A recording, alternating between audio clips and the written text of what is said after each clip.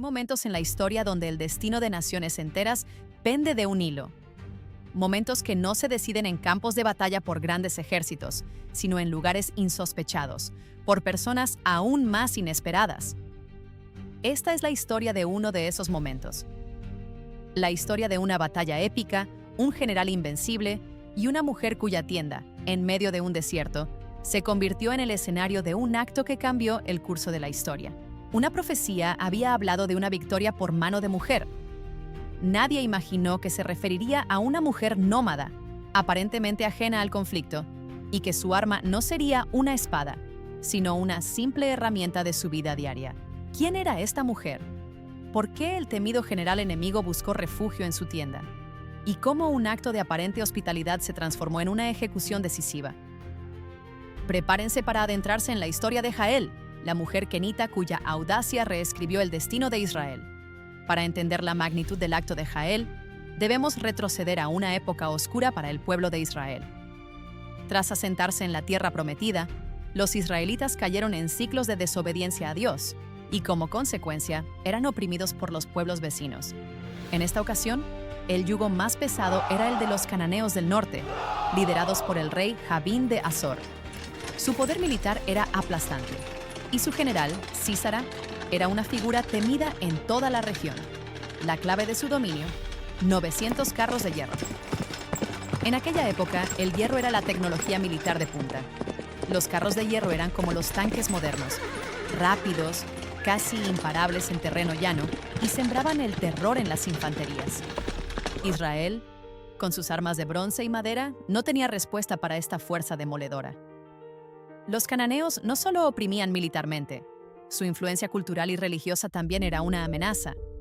Adoraban a dioses como Baal, el dios de la tormenta y la fertilidad, y Astarte, diosa de la guerra y la sexualidad, cultos a menudo crueles y lujurioso. Para los israelitas, mantenerse fieles al Dios único en medio de esta presión pagana era un desafío constante. Durante 20 años, Israel gimió bajo esta dura esclavitud. Parecía que nada podía romper el poder de Jabín y Sísara. Pero Dios siempre levanta líderes para su pueblo. En este tiempo, esa líder fue una mujer, Débora. Ella era profetisa, hablaba la palabra de Dios y también juzgaba a Israel, sentándose bajo una palmera para resolver disputas. Su sabiduría y fe la habían convertido en una figura respetada en medio de la desesperanza. Débora llamó a Barak, un líder militar de la tribu de Neftalí, y le dio una orden directa de parte de Dios. Reúne 10,000 hombres de Neftalí y Zabulón y ve al monte Tabor. Allí, Dios entregaría a Sísara y sus carros en sus manos. Barak, quizás intimidado por los carros de hierro, respondió con cautela. Si tú vas conmigo, iré, pero si tú no vas conmigo, no iré. Débora, con la valentía que la caracterizaba, aceptó ir. Pero añadió una profecía que debió sonar enigmática en ese momento. Ciertamente iré contigo, pero el camino por el cual vas no será para tu honra, porque en mano de mujer entregará Jehová a Sísara. ¿En mano de mujer? ¿Otra mujer aparte de ella misma, Débora, la profetisa y jueza? ¿Quién sería la mujer que recibiría la gloria de derrotar al invencible Sísara? La profecía sembró expectativa. Barak obedeció. Reunió a sus hombres, modestamente armados, y subió al monte Tabor. Sísara, confiado en su superioridad militar, reunió sus 900 carros y todo su ejército en el valle de Sisón. Al pie del monte, la batalla comenzó. Pero, tal como Débora había profetizado, Dios intervino.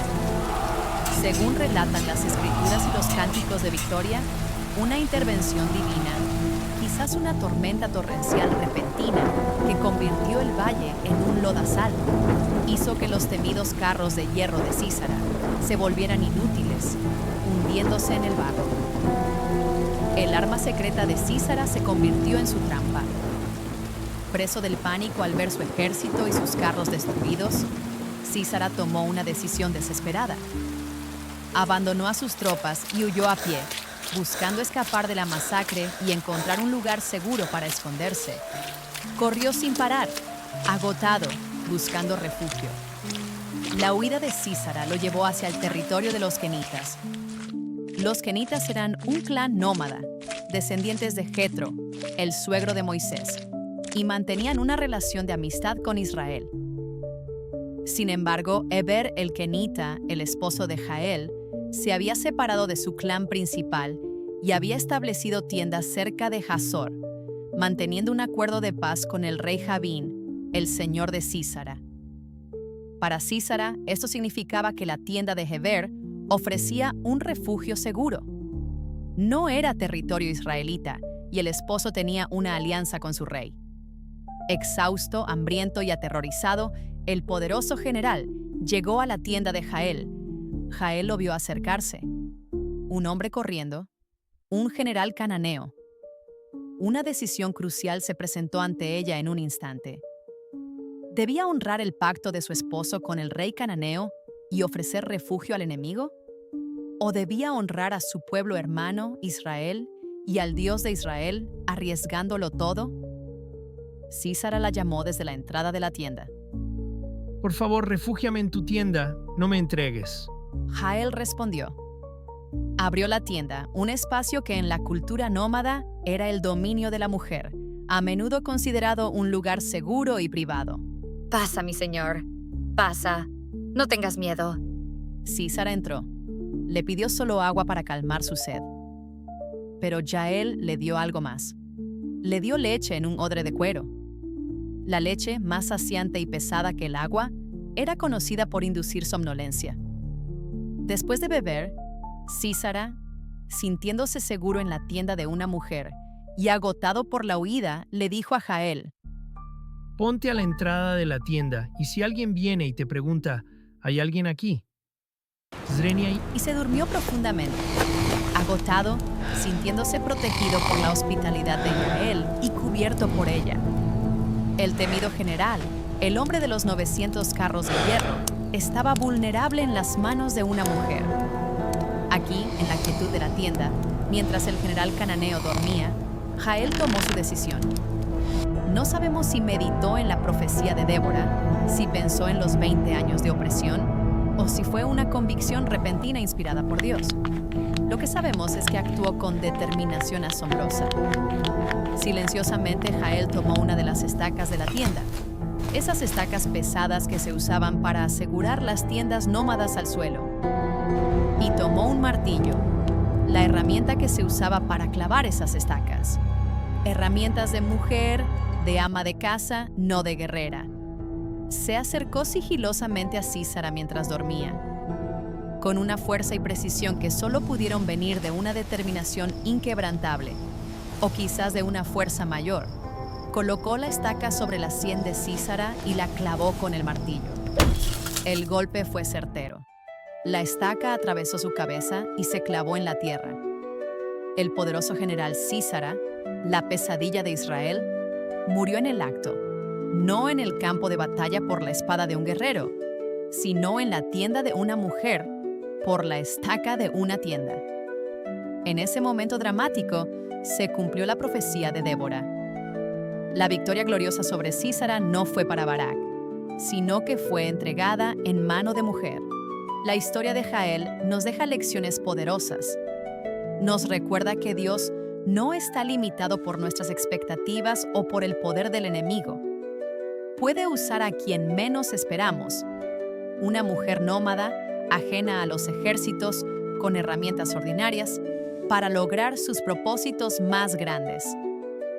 Nos habla de la valentía inesperada que puede surgir en momentos de crisis y de la importancia de tomar decisiones difíciles basadas en la fidelidad a Dios, incluso cuando entran en conflicto con acuerdos humanos o normas sociales.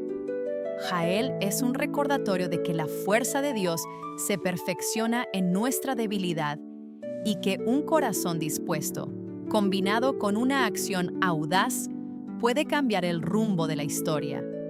Su historia, menos contada que otras, resuena a través de los siglos como un testimonio del poder de Dios, obrando a través de una mujer valiente y decidida.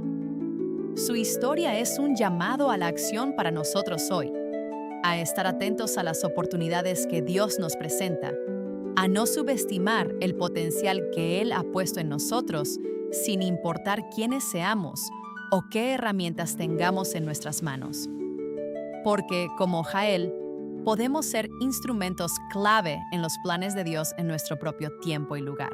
La historia de Jael y la batalla fue celebrada en uno de los cánticos más antiguos de la Biblia, el Cántico de Débora y Barak en Jueces capítulo 5. Este cántico, escrito desde la perspectiva de la época, alaba a Jael con palabras poderosas.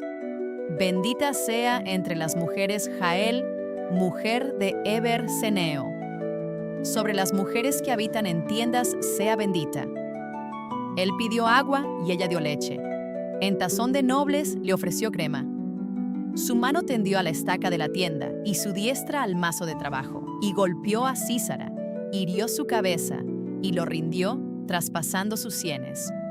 Cayó encorvado entre sus pies, quedó tendido, se encorvó, cayó entre sus pies. Donde se encorvó, allí cayó muerto.